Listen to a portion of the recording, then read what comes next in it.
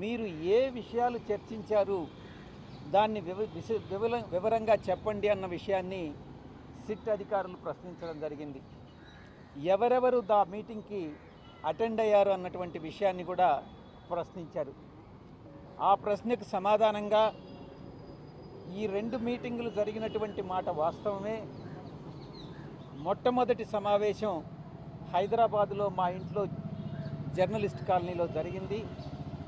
ఆ సమావేశానికి వాసుదేవరెడ్డి, సత్యప్రసాద్, ఎంపీ మిథున్ రెడ్డి, నేను, కసిరెడ్డి రాజశేఖర్ రెడ్డి, సజ్జల శ్రీధర్ రెడ్డి అంటే ఎస్పీవై డిస్టిలరీస్ వీళ్ళు అటెండ్ కావడం జరిగిందన్నటువంటి విషయాన్ని తెలియజెప్పడం జరిగింది. రెండవ సమావేశంలో కూడా వీళ్ళే అటెండ్ కావడం జరిగింది విల్లాలో, విజయవాడ విల్లాలో అని చెప్పినప్పుడు రెండవ సమావేశంలో ఓఎస్డి కృష్ణమోహన్ రెడ్డి గారు, ఐఏఎస్ ధనంజయ రెడ్డి గారు అటెండ్ అయ్యారా అన్నటువంటి ప్రశ్నకి నాకు గుర్తున్నంత వరకు వాళ్ళిద్దరూ అటెండ్ కాలేదు అన్నటువంటి విషయాన్ని నేను చెప్పాను. ఒకవేళ అటెండ్ అయి ఉంటే మళ్ళీ నెక్స్ట్ మీరు పిలిచినప్పుడు ఒక్కసారి రికలెక్ట్ చేసుకొని చెప్పడం జరుగుతుంది అన్నటువంటి విషయాన్ని తెలియజేశారు. ఆ సమావేశంలో ఏం చర్చించారు అన్నటువంటి విషయానికి లిక్కర్ పాలసీ గురించి చర్చించడం జరిగింది అని బదులివ్వడం జరిగింది. లిక్కర్ పాలసీలో మీరు ఏదైనా కిక్ బ్యాక్స్ గురించి మాట్లాడారు, మీరు టోటల్ కిక్ బ్యాక్స్ ఇంత అమౌంట్ వస్తుంది అనని వాసుదేవరెడ్డి, సత్యప్రసాద్ ఇద్దరు కూడా కిక్ బ్యాక్స్ విషయం మీరు మాట్లాడారు, సాయిరెడ్డి మాట్లాడాడు అన్నటువంటి విషయాన్ని వాళ్ళిద్దరూ చెప్పారు అన్నటువంటి విషయాన్ని ప్రశ్నించడం జరిగింది. దానికి సమాధానంగా కిక్ బ్యాక్స్ విషయం అనేటటువంటిది లేదు, ఆ విషయం నాకు తెలియదు, ఆ విషయం చర్చకు రాలేదు, ఒకవేళ అటువంటి నాకు గుర్తున్నంత వరకు కిక్ బ్యాక్స్ విషయం నాకు తెలియదు అన్నటువంటి విషయాన్ని చాలా స్పష్టంగా చెప్పాను. ఈ సమావేశానికి కృష్ణమోహన్ రెడ్డి, ధనంజయ రెడ్డి అటెండ్ అయ్యారా అన్నటువంటి ప్రశ్నకు సమాధానంగా వాళ్ళిద్దరూ అటెండ్ అయినట్టుగా నాకు తెలియదు, నాకు గుర్తులేదు అన్నటువంటి విషయాన్ని కూడా చాలా స్పష్టంగా చెప్పడం జరిగింది. ఇక ఈ కిక్ బ్యాక్స్ ఏదైతే రాజ్ కసిరెడ్డి తీసుకున్నాడో, కలెక్ట్ చేశాడో అది ఎవరికి వెళ్ళాయి అన్నటువంటి విషయం ప్రశ్నించడం జరిగింది. కిక్ బ్యాక్సే లేనప్పుడు, కిక్ బ్యాక్స్ విషయం నాకు తెలియనప్పుడు ఈ ప్రశ్నకి సమాధానం నేను చెప్పలేను అని చాలా వివరంగా చెప్పడం జరిగింది. ఇక రెండవ ప్రశ్న, నేను రికమెండ్ చేసి రాజ్ కసిరెడ్డి, సజ్జల శ్రీధర్ రెడ్డి, మిథున్ రెడ్డి కోరిక మేరకు అరబిందో కంపెనీ నుంచి 100 కోట్ల రూపాయలు రాజ్ కసిరెడ్డి చెప్పినటువంటి కంపెనీస్ ఏదైతే ఉన్నాయో అడాన్ డిస్టిలరీస్కి, డీకార్ట్ కంపెనీ, ఈ 2 కంపెనీలకి, అడాన్ డిస్టిలరీస్కి 60 కోట్లు, డీకార్ట్ కంపెనీకి 40 కోట్లు మీరు రికమెండ్ చేసి ఇప్పించారా, మీరు ఎవరు చెప్తే రికమెండ్ చేశారు అన్నటువంటి విషయాన్ని ప్రశ్నించడం జరిగింది. నేను ఎవరు నాకు వాళ్ళ చేత ఇప్పించమని చెప్పలేదు. రాజ్ కసిరెడ్డి, మిథున్ రెడ్డి, సజ్జల శ్రీధర్ రెడ్డి ముగ్గురు నా దగ్గరికి వచ్చి మేము వ్యాపారం చేసుకుంటాం, ఒక 100 కోట్ల రూపాయలు అప్పు ఇప్పించండి మీ అరబిందో కంపెనీ చేత అన్నప్పుడు నేను అరబిందో శరత్ చంద్రారెడ్డికి రికమెండ్ చేసి 100 కోట్ల రూపాయలు, 100 కోట్ల రూపాయల్లో 60 కోట్ల రూపాయలు అడానికి, ఒక 40 కోట్ల రూపాయలు డీకాట్ అనే కంపెనీకి 12% సంవత్సరానికి వడ్డీ చొప్పున నేను రికమెండ్ చేసి ఇప్పించడం వాస్తవమేనన్నటువంటి విషయాన్ని నేను చెప్పాను. ఈ విషయాన్ని ఎవరైనా మీకు ఉన్నత పదవుల్లో ఉండేటటువంటి రాజకీయ నాయకులు కానీ, బ్యూరోక్రాట్స్ కానీ మీరు చెప్తే ఇప్పించారా అని పదే పదే ప్రశ్నించడం జరిగింది. దానికి సమాధానంగా నేనే రికమెండ్ చేసి ఇప్పించాను, ఎవరు కూడా నాకు ఇప్పించమని చెప్పలేదు. ఈ యొక్క 60 కోట్లు ప్లస్ 40 కోట్లకి వడ్డీతో సహా తిరిగి రీఫండ్ చేశారా అన్నటువంటి ప్రశ్నకు సమాధానంగా 60 కోట్ల రూపాయల మీద 12% వడ్డీ రిటర్న్ చేయడం జరిగింది. 40 కోట్ల మీద వడ్డీ 40 కోట్ల ప్రిన్సిపల్ అమౌంట్ రిటర్న్ చేయడం జరిగింది. వడ్డీ మాత్రం ఇంకా ఇవ్వలేదు, అది డిస్ప్యూట్లో ఉంది అన్నటువంటి విషయాన్ని కూడా స్పష్టత ఇవ్వడం జరిగింది. ఈ యొక్క 40 కోట్లు కానీ ఈ 60 కోట్లు కానీ ఏ రకంగా వాళ్ళు యూటిలైజ్ చేశారు అన్నటువంటి ప్రశ్నకు సమాధానంగా ఈ అడాన్ అనే కంపెనీ ఎందుకు ఫ్లోట్ చేశారు, ఎవరు ఫ్లోట్ చేశారు, ఏ కారణానికి ఫ్లోట్ చేశారు అన్నటువంటి విషయం నాకు తెలియదు. ఇది రాజ్ కసిరెడ్డికి సంబంధించినటువంటి, నేను లోన్ మాత్రం ఇప్పించాను.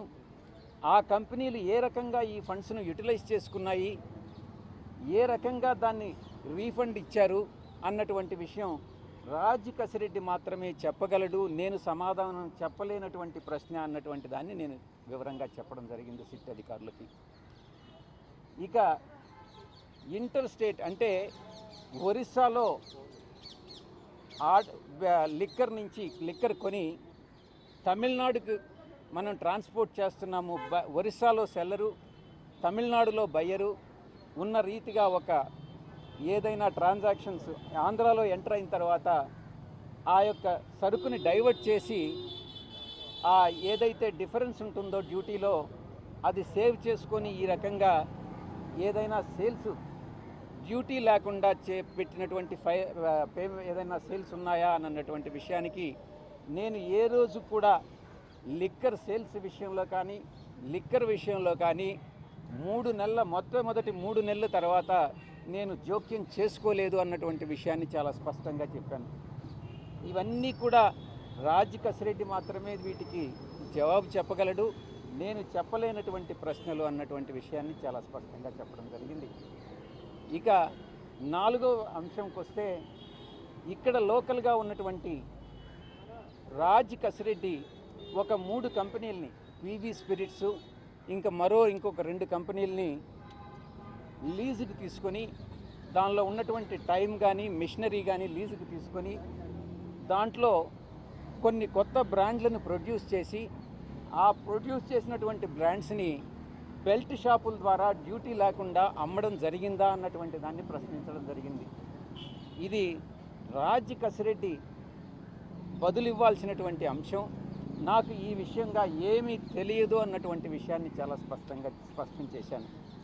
ఈ 4 ప్రశ్నలకి సమాధానం చెప్పిన తర్వాత అధికారులు తృప్తి పడ్డారన్నటువంటి విషయాన్ని నేను భావిస్తూ, ఈ యొక్క మరి ఫ్యూచర్లో భవిష్యత్తులో ఇంకా ఏదైనా ప్రశ్నలుండి నేను సమాధానాలు చెప్పాల్సినటువంటి అవసరం ఉంటే నేను మళ్ళీ తిరిగి వస్తాను, మీరు ఎప్పుడైనా పిలవచ్చు అన్నటువంటి విషయాన్ని తెలియజేసుకుంటూ ఈరోజు సెలవు తీసుకోవడం జరిగింది.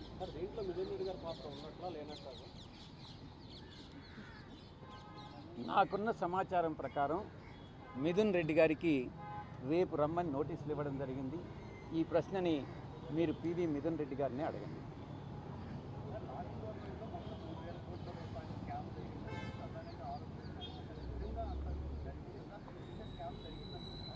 మీరు అడిగే ఊహాజనితమైనటువంటి ప్రశ్నకు నా దగ్గర సమాధానం లేదు. స్కామ్ అన్నటువంటిది జరిగిందా లేదా అన్నటువంటిది లిక్కర్తో సంబంధం లేనటువంటి వ్యక్తి నన్ను ఎలా జవాబు చెప్పమంటారు? మొట్టమొదటి 2 సమావేశాలు 3 నెలల్లో, అంటే అక్టోబర్, నవంబర్, డిసెంబర్ తర్వాత ఏ ట్రాన్సాక్షన్లో కూడా నాకు సంబంధం లేదు. అప్పటికింకా అసలు లిక్కర్ పాలసీ ఇంప్లిమెంటేషన్కి రాలేదు.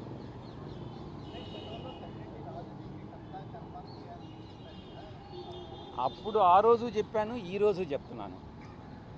నాకు తెలియని విషయాలు నాకు తెలిసినట్టుగా నేను చెప్పను. మీరు రాజ్ కసిరెడ్డి ఎప్పుడైతే అబ్స్కాండింగ్లో ఉన్నాడు, ఎప్పుడైతే ఆయన దొరికి తీసుకొస్తాడో మీరు రాజ్ కసిరెడ్డిని అడిగి తెలుసుకోవాలి.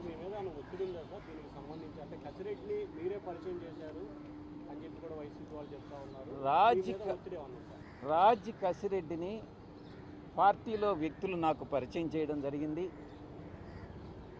2017-18లో అనుకుంటా రాజ్ కసిరెడ్డి పార్టీలోకి వచ్చారు.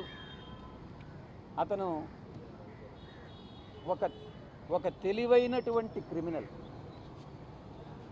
ఆ క్రిమినల్ మైండ్ సెట్ ఉండేటటువంటి వ్యక్తి, అంత క్రిమినల్ బ్రెయిన్ ఉంది అన్నటువంటిది తెలియక పార్టీలో పెద్దలందరూ కూడా పరిచయం చేస్తే నేను ఎంకరేజ్ చేసినటువంటి మాట వాస్తవం.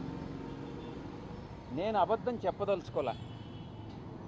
మొట్టమొదటిగా అతనికి ఎన్ఆర్ఐ విభాగం అప్పగించా. ఆ తరువాత సోషల్ మీడియా చూసుకోమని చెప్పా. ఆ తరువాత ఈ ప్రశాంత్ కిషోర్ గారు అక్కడి నుంచి వస్తూ ఉంటే ఆయన మనకు కన్సల్టెంట్గా ఉన్నప్పుడు ఆయనకు ప్రోటోకాల్ అంతా చూసుకోమని చెప్పడం జరిగింది. ఈ రకంగా పార్టీలో అతి ముఖ్యమైనటువంటి బాధ్యతలు అతనికి అప్పగించింది నేనే, ఎంకరేజ్ చేసింది నేనే. ఈ విషయంలో నేను తప్పు చేశాను అన్నటువంటి భావన ఈరోజు నాకు కలుగుతూ ఉంది. ఇంత దుర్మార్గపు వ్యక్తి ఏ రకంగా నన్ను మోసగించాడు అన్నటువంటి విషయం నాన్నే ఆశ్చర్యానికి గురి చేస్తుంది.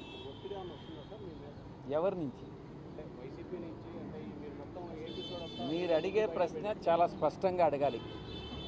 మీకు ఒత్తిడి వచ్చిందా అని కాదు, నాకు ఎవరి దగ్గర నుంచి ఒత్తిడి వచ్చింది అని మీరు భావిస్తున్నారు?